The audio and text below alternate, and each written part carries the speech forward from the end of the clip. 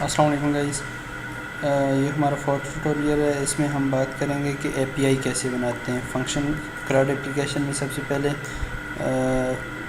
Vue.js के through हम API कैसे यूज़ करेंगे और एपीआई पीएचपी में बनाते कैसे हैं। यहाँ पे हम आते हैं सोर्स में एक फ़ोल्डर क्रिएट करते हैं एपीआई के नाम से एपीआई, और इसमें एक फ़ाइल बनाते हैं सबसे पहले db.php जो कि हमारा डेटाबेस का कनेक्शन होगा।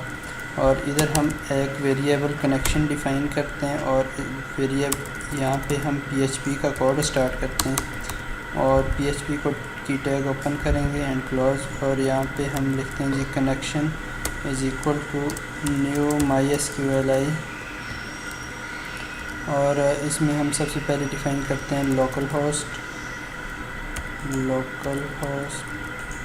और यूज़र नेम हमारा बाय डिफ़ॉल्ट यूज़र नेम हमारा रूट है, पासवर्ड हमारा अभी कुछ भी नहीं है, और डेटाबेस का नाम जो हमारा पास है PHP VUE। डेटाबेस का नाम आप यहाँ से आके चेक कर सकते हैं, जो अभी हमने रखा था VUE PHP है, ठीक है, VUE PHP, ठीक है।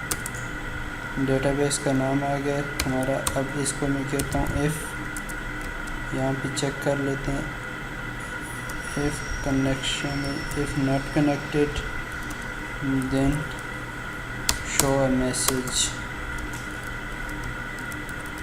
एरर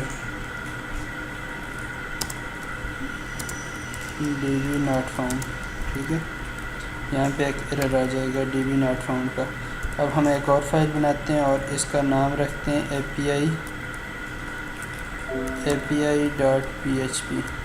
ठीक है।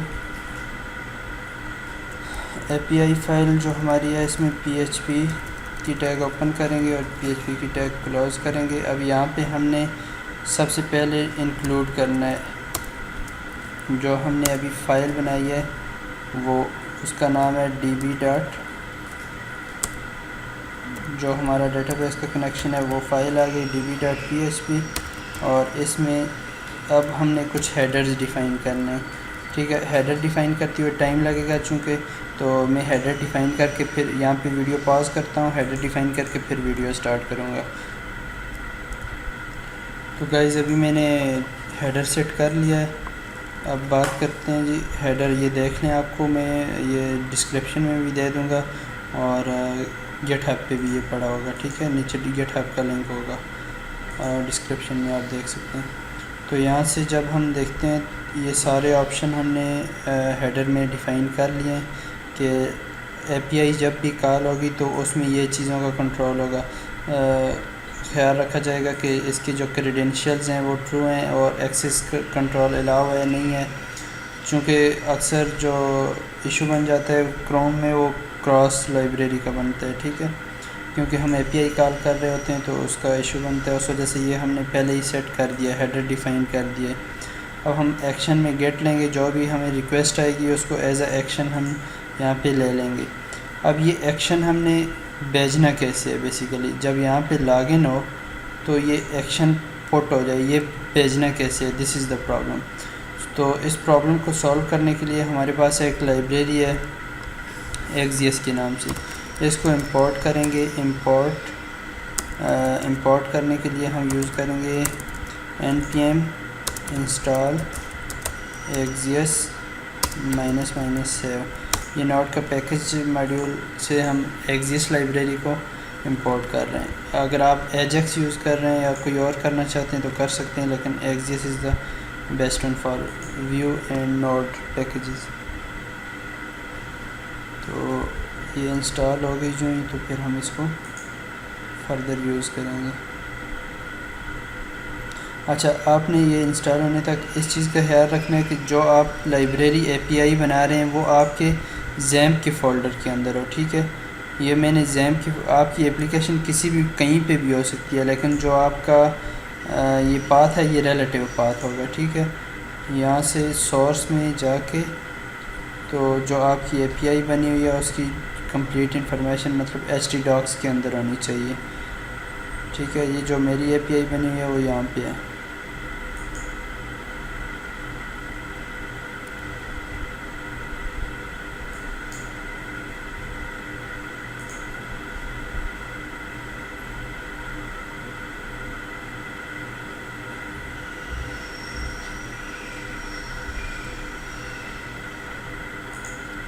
थोड़ा टाइम लगा रहा है।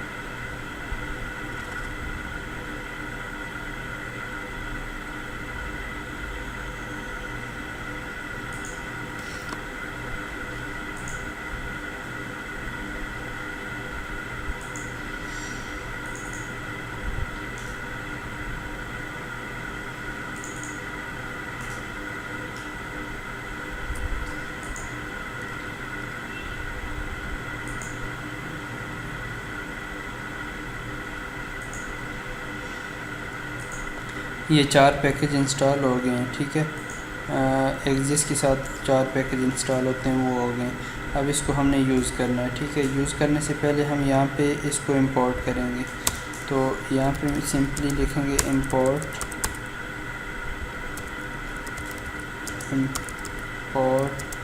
एक्सिस। आपने इसको ग्लोबली इंपोर्ट नहीं करना, ठीक है। जब आप main.js में एक्सिस यूज़ करेंगे तो फिर एक आपके पास क्रॉस लाइब्रेरी का इशू बन जाएगा। तो आपने इसी में यूज़ करना है, लोकल यूज़ करना है, जिस कंपोनेंट में आपको यूज़ काम आए उसी में। हाँ, अगर आप व्यू एक्स यूज़ करते हैं तो फिर उसमें एक और सिनेरियो बनता है। तो जब ऑन लॉगिन हो तो हमने एक्सिस पे कॉल कर दिया। यहाँ पे हम एक फ़ंक्शन बनाते हैं कांस्टेंट या वेरिएबल के नाम से, जो भी आप डिफ़ाइन करना चाहें। लेट भी कर सकते हैं। मैं let data is equal to form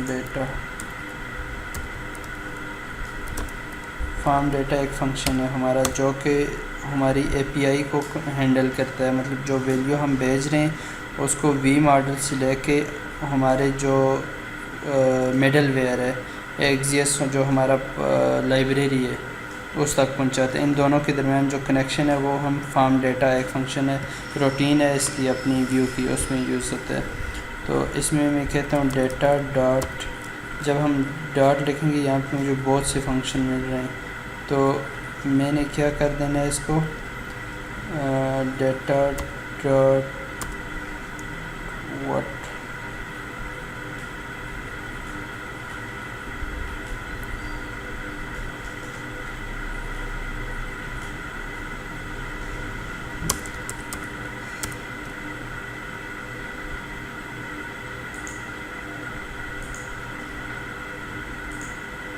data is equal to new form data, ठीक है। और यहाँ पे मैं कर दूँगा डेटा डॉट अपेंड। अभी यहाँ पे हमने सेम नेम रखना है। सबसे पहले हमारा यूज़र नेम जो हमने उधर भेजना है वही नेम यहाँ पे रखना है। User name is equal to this dot, जो हमारा एडमिन के अंदर यूज़र नेम की वैल्यू है उस वो कंट्रोल कर लेगा यूज़र नेम में, ठीक है। और इसको आप इस तरह से भी कर सकते हैं।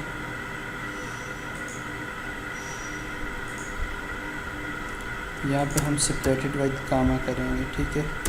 और उसके बाद data dot append what password, ये जो यहाँ पे डिफ़ाइन करेंगे, ये नेम और आपका नेम सेम होना चाहिए, क्योंकि यही PHP में यूज़ होगा API में।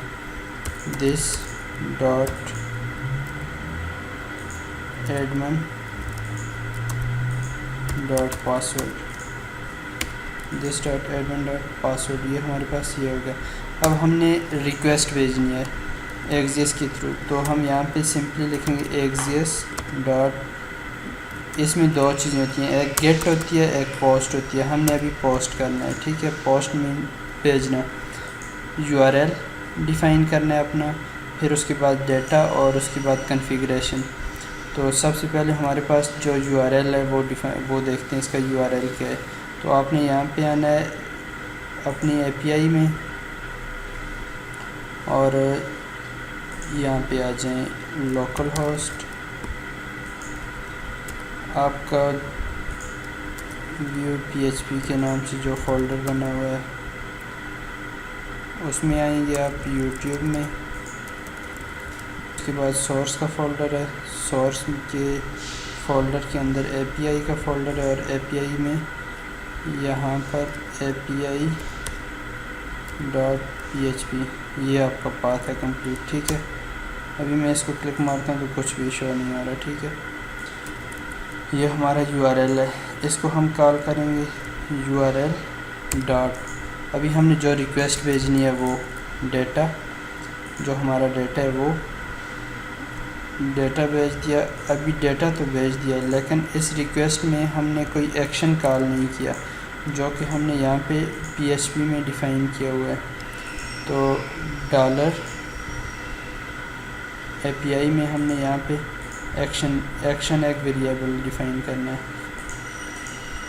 तो यहाँ पे आके मैं इसको लिखता हूँ action is equal to login. ठीक है,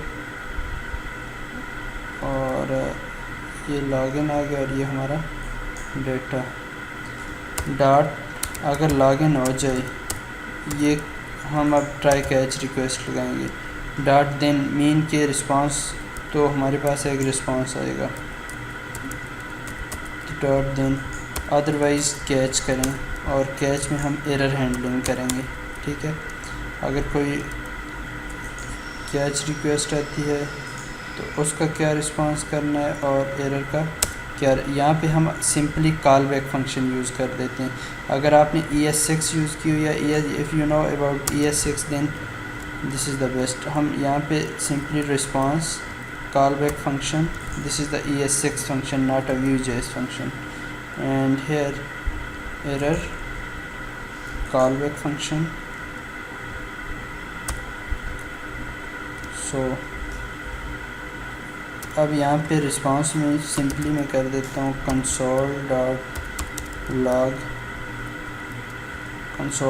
लॉग और यहाँ पे सक्सेस, और यहाँ पे एक मैसेज शो कर देते हैं एरर में। कंसोल में ये भी मैसेज शो कर देते हैं एरर का। ठीक है, एरर कौन सा आएगा इसको भी फर्दर चेक करेंगे। तो यहाँ पे ये चीज़ आ गई। अब जब ये रिक्वेस्ट जाती है लॉगिन के लिए, तो हम यहाँ पे API में आके लॉगिन डिफ़ाइन करेंगे। तो यहाँ पे मैं कहता हूँ if action is equal to login, जो हमने जो डिफ़ाइन की वेरिएबल डिफ़ाइन किया लॉगिन। तो यहाँ पे PHP का एक क्वेरी लिखेंगे SQL is equal to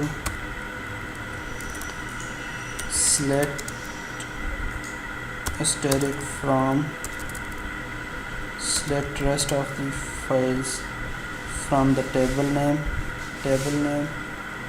where table name हमारा कौन सा है। यहाँ पे हम आके टेबल नेम अपना देख लेंगे, एडमिन के नाम से टेबल नेम है। तो select static from admin where user name is equal to, जो अभी हमने उधर से यूज़र नेम लाया है वो user name, and password is equal to password. तो हमने यूज़र नेम और पासवर्ड डिफ़ाइन नहीं किया, यहाँ पे पोस्ट के थ्रू डिफ़ाइन कर सकते हैं। इसका एक और वे भी है, वो आखिर में देखेंगे। एक फॉर ईच रिक्वेस्ट से भी होता है कंट्रोल, आपको बार बार गेट पोस्ट लगाने की ज़रूरत नहीं है। तो मैं कहता हूँ user name is equal to $_post, हमारा जो मेथड है पोस्ट, और उसमें हमने डिफ़ाइन किया हुआ है यूज़र नेम, और इसको मैंने कॉपी किया और यहाँ पे यूज़र नेम की बजाय इसको कर देना है पासवर्ड। ठीक हो गया, user name and password is equal to this one. और इसको मैं यहाँ पे कहता हूँ एक रिज़ल्ट बनाता हूँ, और रिज़ल्ट में स्टोर करता हूँ जो रिज़ल्ट मेरे पास आया। कनेक्शन से एक रिक्वेस्ट भेजता हूँ, क्यूरी भेजता हूँ, और उसमें मैं चेक कर रहा हूँ SQL की क्यूरी। अगर इसकी नंबर ऑफ़ रोज़, यहाँ पे नंबर ऑफ़ रोज़ डिफ़ाइन कर लेते हैं कि MySQL num rows अगर इसकी नंबर ऑफ़ रोज़ चेक करें रिज़ल्ट की, अगर रिज़ल्ट की नंबर ऑफ़ रोज़ यहाँ पे हम लिखते हैं if number of rows is greater than zero then it mean कि ये यूज़र लाई कर रहा है। तो यहाँ पे हम सिंपली एक मैसेज डिफ़ाइन कर देते हैं कि मैसेज होगा जी सक्सेस का, एको कर दे सक्सेस। अगर ये नहीं है, ये कैसे नहीं है, तो यहाँ पे एको कर देना है, अदरवाइज़ यहाँ पे एको कर दे एरर। तो बेसिकली हमने एको नहीं करवाना, हमने एपीआई रिक्वेस्ट रिस्पांस करना है। ये सिंपल सिर्फ हमने अभी एक फंक्शन बनाया है इसको कंट्रोल करने का। तो होम से जब हमने रिक्वेस्ट भेजी अपने इस लॉगिन पे, तो ये चीज़ हमारे पास सक्सेस। और तो हमने यहाँ पे आ जाना है जी रिक्वेस्ट में, ठीक है। जब यहाँ से रिक्वेस्ट गई, डेटा को यहाँ पे एपीआई में आया, तो यूज़र नेम ये देख लेना है कि ये यूज़र नेम और पासवर्ड सेम लिखा हुआ है जो एपीआई में लिखा है। तो यहाँ पे अगर number of rows less than zero हो, तो यहाँ पे हमने एक एरर में दे देना है, ठीक है। एरर ट्रू कर देना है, चूँकि यहाँ पे हमने एरर डिफ़ाइन किया हुआ है, ठीक है। एरर बाई डिफ़ॉल्ट जो हमारे पास रिज़ल्ट है वो फॉल्स है, error is equal to false, array बनाया हुआ है। तो एरे में ये एरर को हमने ट्रू कर देना है और मैसेज हमने दे देना है कि योर लॉगिन ईमेल या पासवर्ड गलत है। या ईमेल को हम हटा के सिंपली यूज़र नेम कर देते हैं, ठीक है। तो अदरवाइज़ अगर ये एरर ट्रू नहीं है, मतलब अगर ग्रेटर दैन ज़ीरो है, तो इसको मैसेज में यहाँ पे ये स्टोर करा देते हैं कि लॉगिन सक्सेसफुली।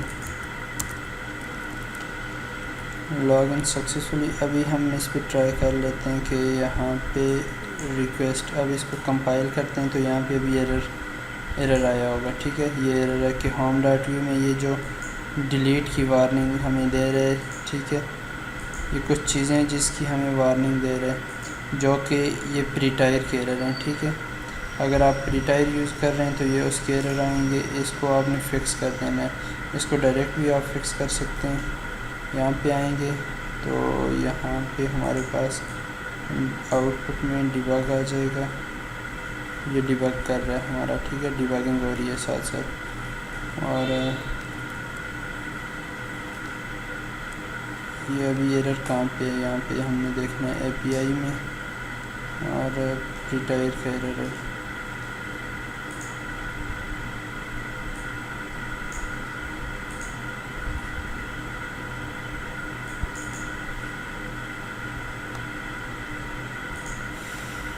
गाइस ये सारे एरर हमारे आ रहे हैं फ्रंट एंड के, मतलब प्रीटायर के, वो हम जो अभी यूज़ कर रहे हैं उसके। तो इसको कैसे हैंडल करना है, लेट्स सी। अच्छा, वो प्रीटायर और ESLint का एरर था, वो मैंने रिमूव कर दिया। वो कैसे रिमूव किया, यहाँ पे डॉट प्रीटायर इग्नोर और डॉट ESLint इग्नोर, इन दोनों की फ़ाइल्स ऐड की हैं और यहाँ पे इनमें डिफ़ाइन किया कि ये चीज़ें आप इग्नोर कर दो, ठीक है। यहाँ पे डिसेबल कर दिया, अब इस वजह से अभी एरर नहीं आएगा, ठीक है। अब ठीक है, यहाँ पे कह रहा है कि यहाँ पे वो बता भी रहा है कि ESLint को आप डिसेबल कर दें तो आपके पास एरर नहीं शो होगा। आते हैं यहाँ पे, यूज़र नेम में एंटर करता हूँ और पासवर्ड एंटर करता हूँ। यहाँ पे चेक करते हैं कि क्या रिस्पांस आता है कंसोल में, ठीक है। तो इसको मैं यहाँ पे एंड्रॉयड फ़ोन में ओपन कर लेते हैं यहाँ पे, ठीक है। तो अभी जब मैं क्लिक मारूँगा तो इसमें एक फंक्शन पहले डिफाइन सक्सेस का मैसेज आया, और यहाँ पे एक आया है कि मतलब हमारी रिक्वेस्ट ठीक जा रही है, लेकिन एरर ये है कि आपके पास जो डिफ़ाइन किया गया है वैल्यू वो नहीं है डेटाबेस में, ठीक है। तो ये रिक्वेस्ट थी हमारी लॉगिन की। अब आपने नेक्स्ट पेज पे कैसे जाना है, यहाँ पे सिंपली रिस्पांस डॉट देन पे यहाँ पे एफ रिक्वेस्ट लगा लें और अगर रिस्पांस डॉट या यहाँ पे हमने क्या डिफ़ाइन किया हुआ है ये देखना है। एपीआई में हमने डिफ़ाइन किया हुआ है एरर, ठीक है। Error is equal to true, तो ये हमारे पास नहीं जाएगा। तो यहाँ पे देखते हैं F error dot if error, अगर एरर हमारे पास आता है किस में, रिस्पांस में, रिस्पांस डॉट एरर, तो हमारे पास ये जो रिक्वेस्ट है इसको हम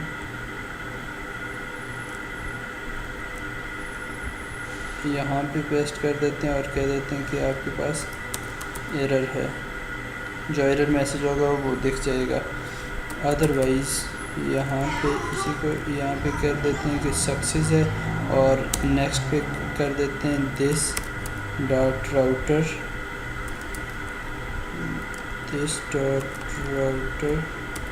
डॉट पुश, ठीक है। और पुश में हमने अपने जो डैशबोर्ड है उसका पाथ दे देना है, ठीक है। डैशबोर्ड, अभी डैशबोर्ड हमने बनाया नहीं है, वो बनाते हैं नेक्स्ट वीडियो में। सी यू इन नेक्स्ट लेक्चर।